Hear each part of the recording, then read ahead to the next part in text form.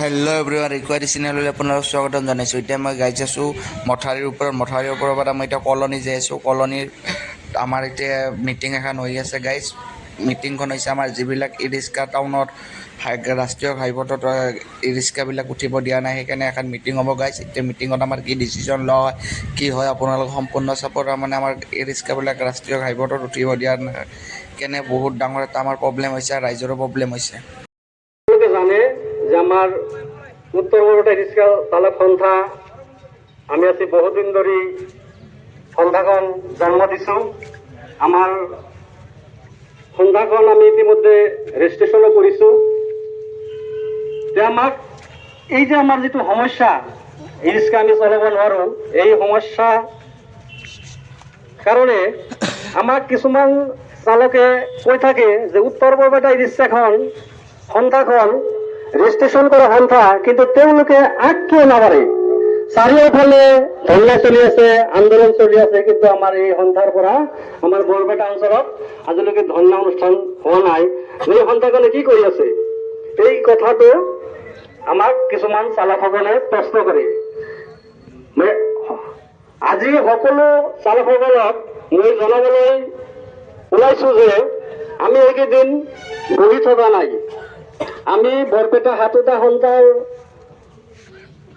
সন্থাৰ সভাপতি সম্পাদকসকল একেলগে বহি আমি এটা আলোচনাত সিদ্ধান্ত হৈছিলো, আৰু সেই সিদ্ধান্ত মৰ্মে আমি ভাবিলো যে আমি যদি ৰাস্তাত বহি ঘৰত বহি আন্দোলন কৰো, সেই আন্দোলনত কোনো কাম নিদিব।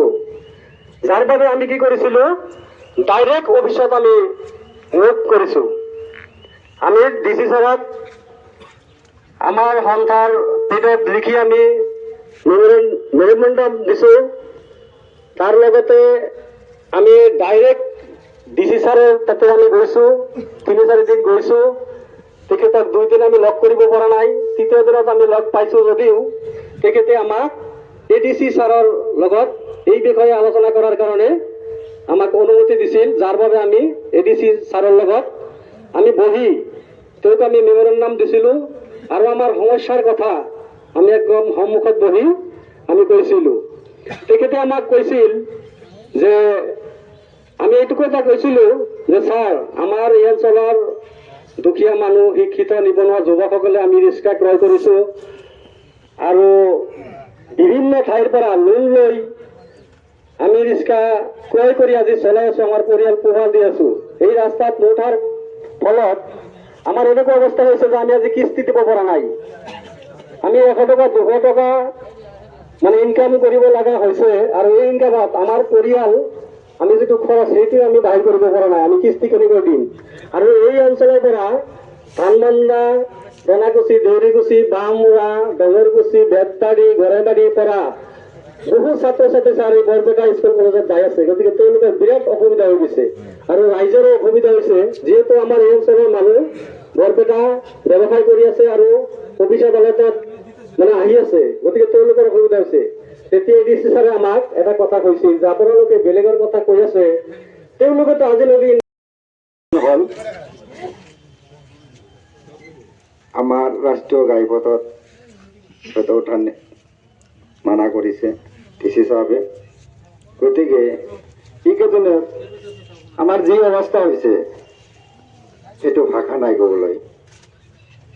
মোৰ কথাই কওঁ, মোৰ ছোৱালী এজন স্কুলত যায়, কিন্তু তোৰ গাড়ী নালাগে, এনে খোজকাঢ়িয়ে যায়, কিন্তু তোক 20 টকা প্ৰতিদিন দিব লাগে। সেই 20 টকাটো মই দিব পৰা নাই। তাৰমানে ইফালে মোৰ ইনকামে নহয়। যিকেইটা গাড়ী আছে ধানবান্ধৰ পৰা কলনী অহা যোৱা কৰে, এটা মানুহ ভাগত নপৰে। গতিকে এনেকুৱা অৱস্থা হৈছে, গোটেই দিনটো যদি আমি ৰিক্সা চলাও 100 টকা ভাড়া মাৰাটো টান হৈ যায়।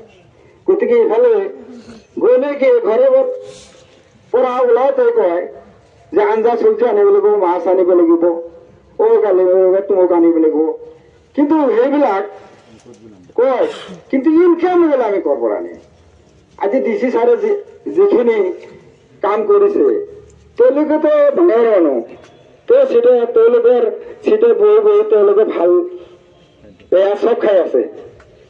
ভালবিলাক তেলত ভাজি ভাজি খাই আছে, কিন্তু আমাৰ সাধাৰণ যিবিলাক জনতা আছে, আমি পিলপিলি চালক, আমাৰ কথাটো এবাৰ চিন্তা কৰিব লাগে যে তেওঁলোকৰ একদম নিম্ন শ্ৰেণীৰ মানুহ। আমি পিলপিলি চলাই দিনত কিমান ইনকাম কৰো, হয়তো 400-500 টকা, কিন্তু 300 টকা। তাৰে ভিতৰত যদি এইখিনি সংকট যদি আমাৰ ওপৰত চপাই দিয়ে, তেনেহলে কেনে অৱস্থা হ'ব পাৰে। গতিকে আমি ডিজি ছাৰক এটা কথা অনুৰোধ জনাইছো যে আপোনালোকে ডাঙৰ মানুহ হৈছে, আমাৰ সৰু মানুহৰ চিন্তা কৰক। অকল ডাঙৰ মানুহ হৈ ডাঙৰ মানুহৰ চিন্তা কৰিলে নহব। এই দেশখন সকলোৰে জীয়াই থকাৰ কথা আছে। চলিব পিলি চলাচল করা বন্ধ করা না চলিব কিয়ার পেটত লাত মরা না চলিব কিয়ার পেটত লাত মরা না চলিব চলিব দিব লাগিবই পিলি চলিব দিব লাগিবই কিয়ার পেটত লাত মরা না চলিব কিয়ার পেটত লাত মরা না চলিব আমাক পিলপিলি চলাব দিয়ক আমাক পিলপিলি চলাব দিয়ক আমাক পিলপিলি চলাব দিয়ক পিলপিলি চলাচল বন্ধ করা না চলিব পিলপিলি চলাচল বন্ধ করা না চলিব আমাক নেখাই মারি অন্যথা পিলপিলি চলাব দিব লাগিবই পিলপিলি চলাব দিব লাগিবই পিলপিলি চলাচল বন্ধ করা না চলিব দুখীয়াৰ পেটত লাত মৰা না চলিব দুখীয়াৰ পেটত লাত মৰা না চলিব